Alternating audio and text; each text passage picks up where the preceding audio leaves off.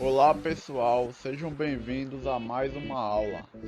Nesta aula nós veremos o habitat, nicho ecológico e princípio da exclusão competitiva de Gauss. Agora nós veremos o habitat e nicho ecológico.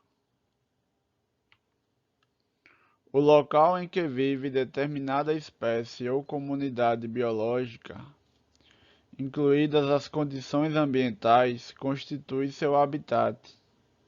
Por exemplo, quando dizemos que certa espécie de peixe vive em riachos de água fria e bem oxigenada, ou que uma espécie de macaco vive na copa das árvores de uma floresta tropical, estamos nos referindo aos habitats dessas espécies. Então, cada espécie, ela possui um habitat, que é um local em que ela vive, incluídas as condições ambientais, né? Então, se um animal vive num deserto, se ele vive no topo de uma árvore, de uma floresta, se ele vive num riacho. Então, o local em que cada espécie vive, onde uma espécie vive, incluindo as condições ambientais, constitui o seu habitat. Cada espécie de ser vivo apresenta um modo de vida único e peculiar no habitat, representado por atividades que vão desde os tipos de alimento que utiliza até as condições de reprodução, moradia, hábitos, inimigos naturais, estratégias de sobrevivência, etc. Esse conjunto de atividades que uma espécie realiza no habitat constitui o seu nicho ecológico. Então, cada espécie ela realiza um conjunto de atividades, né, no seu habitat, que inclui as condições de reprodução, a moradia, os hábitos, os inimigos naturais, estratégias de sobrevivência. Então, todas as atividades desempenhadas por uma espécie no seu habitat constituem o seu nicho ecológico, né? Então, o nicho ecológico é o conjunto de atividades que uma espécie realiza no seu habitat.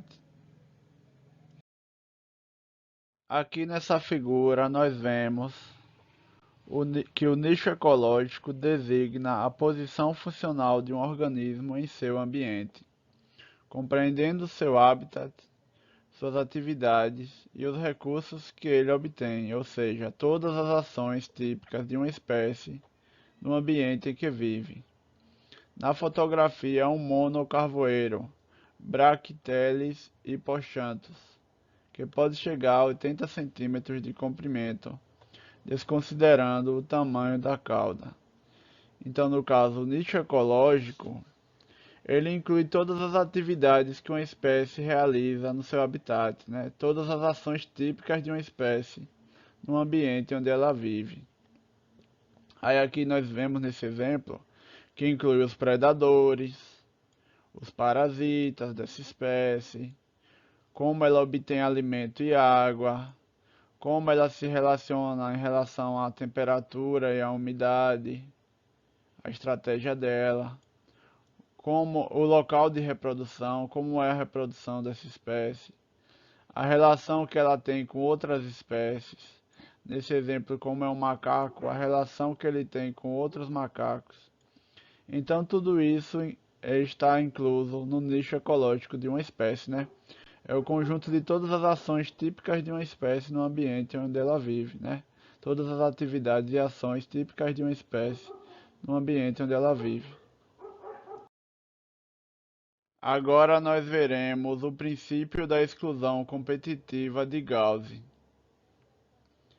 Imagine que duas espécies de uma comunidade executem atividades semelhantes no habitat. Por exemplo, gafanhotos e roedores que vivem em um campo comem capim, ou plantas de duas espécies que vivem próximas têm raízes na mesma região do solo. O que se pode esperar nesses casos? Então, quando duas espécies vivem na mesma região e elas executam atividades semelhantes no habitat, ou seja, se alimenta do mesmo tipo de alimento, usa os mesmos tipos de recursos. O que é que pode se esperar nesse tipo de relação, né? Aqui nós vemos nas figuras um rato e um gafanhoto, né? Um roedor e um gafanhoto. Então, eles têm um tipo de alimentação semelhante, né? Então, dessa forma, eles vão competir entre si por esse tipo de recurso do ambiente, né? Por esse tipo de alimento. Então, quando duas espécies vivem no mesmo ambiente e usam os mesmos recursos, o que é de se esperar que aconteça? A conclusão é que poderá haver competição entre essas espécies, principalmente se os recursos disputados forem escassos. Em um experimento clássico, o cientista russo Georg F. Gauss, que viveu de 1910 a 1986, criou, em um mesmo tubo de cultivo, paramécios, que são protozoários, de duas espécies, Paramecium aurelia e Paramecium caudatum. Gauss verificou que a competição entre as duas espécies era tão intensa que levava Paramecium caudatum à extinção.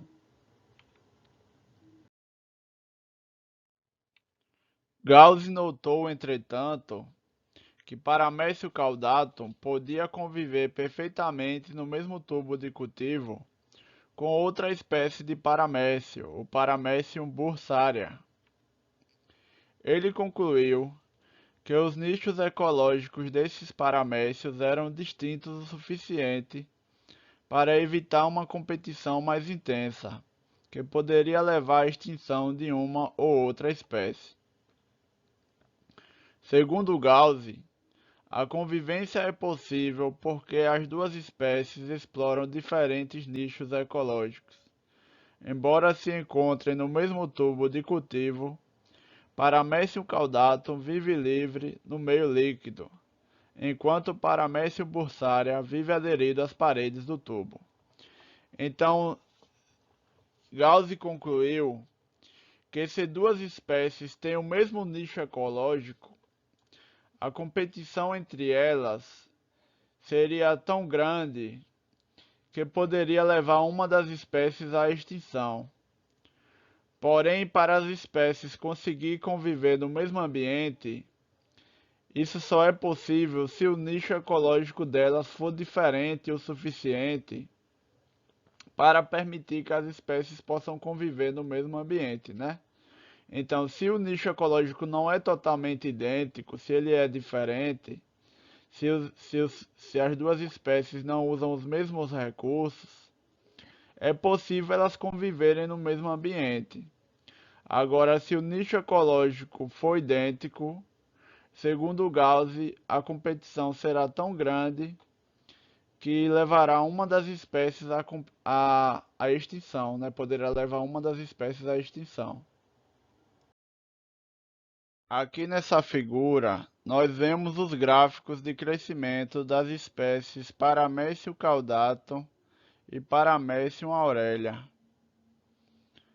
Na letra A, curvas obtidas quando as duas espécies foram cultivadas separadamente. E na figura B, curvas obtidas quando as duas espécies foram cultivadas juntas no mesmo frasco. Gauss concluiu que a diferença mostrada nos gráficos resulta da competição entre as duas espécies. Então, aqui na figura A, nós vemos que quando Paramecium aurelia e Paramecium caudatum são criados em frascos de cultivo separados, eles conseguem crescer em número de indivíduos até atingir a capacidade de suporte do ambiente, né? Quando atinge a capacidade de suporte, aí para de crescer. Mas quando essas duas espécies são colocadas no mesmo frasco, para conviver no mesmo frasco de cultivo, o Paramecium caudatum ele não consegue resistir à competição e acaba se extinguindo. e o Paramécio aurelia consegue continuar no frasco, né? A competição é tão grande que uma das espécies acaba se extinguindo daquele ambiente. Então Gauss concluiu que quando o nicho ecológico de duas espécies é idêntico, né? Usa os mesmos recursos do ambiente, a competição é tão grande que leva uma das espécies a se extinguir. Porém, quando foi colocado o Paramécio aurelia junto com o Paramécio bursária, eles conseguiam conviver, já que o nicho ecológico deles não era idêntico. Uma espécie vivia livre no meio e a outra vivia aderida à superfície. Então, como o nicho ecológico não era idêntico, elas conseguiam conviver no mesmo ambiente.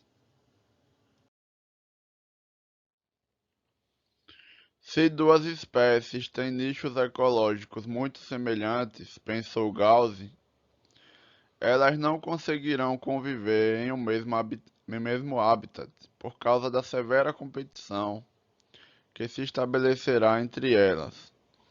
Uma espécie tenderá a excluir a outra.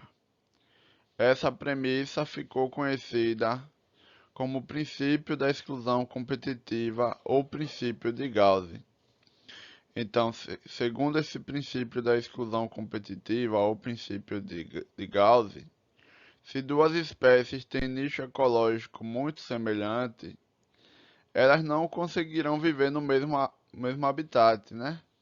Porque a competição entre elas será muito grande. Uma espécie tenderá a excluir a outra, né? Elas não conseguirão viver no mesmo ambiente se o nicho ecológico delas for muito semelhante, né? Uma delas vai acabar perdendo na competição, né? A competição será tão intensa que uma das espécies será excluída do ambiente.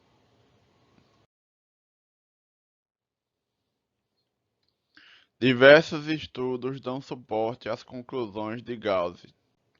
Por exemplo, os cientistas se perguntavam por que duas espécies de cormorões, cormorão negro e cormorão de polpa, aves marinhas com cerca de 90 centímetros de comprimento, que fazem ninho nas mesmas regiões da Inglaterra e se alimentam nas mesmas águas, conviviam perfeitamente no mesmo habitat.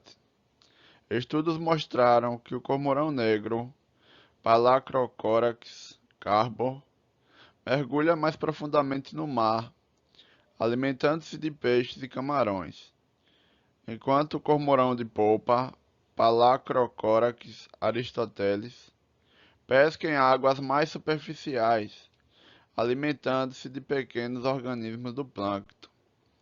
Então, como essas duas espécies de cormorão vivem na mesma região e se alimentam nas mesmas águas, então não teria como eles sobreviverem ali se o nicho ecológico deles fosse o mesmo, né?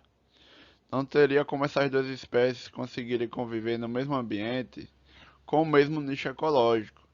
Então, estudos que foram feitos conseguiram mostrar que o cormorão negro mergulha mais profundamente e alimenta-se de peixes e camarões, enquanto que o cormorão de polpa pesca em águas mais superficiais, alimentando-se de pequenos organismos do plâncton. Então é por isso que essas duas espécies conseguem conviver no mesmo ambiente, porque o nicho ecológico delas não é o mesmo, é diferente. Essas espécies conseguem compartilhar o mesmo habitat porque seus nichos ecológicos são suficientemente distintos. No caso, elas não competem por alimento, um dos principais recursos que afetam o crescimento populacional.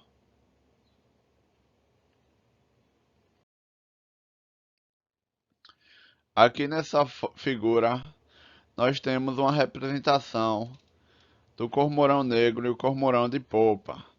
Então, nós observamos que o cormorão negro ele se alimenta mais profundamente, né? Ele mergulha mais profundamente nas águas e se alimenta de peixes e camarões. Já o cormorão de polpa, ele se alimenta mais próximo da superfície e se alimenta de animais do plâncton, como microcrustáceos. É por isso que essas duas espécies conseguem conviver no mesmo ambiente, porque elas não têm um nicho ecológico idêntico, o nicho ecológico delas é diferente. Uma delas se alimenta mais profundamente de peixes e camarões, e outra se alimenta mais na superfície de pequenos animais do plâncton.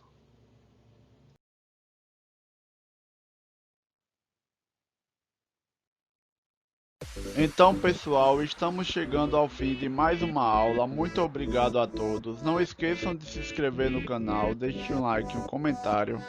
Também ativem o sininho das notificações. Muito obrigado a todos e até a próxima. Valeu!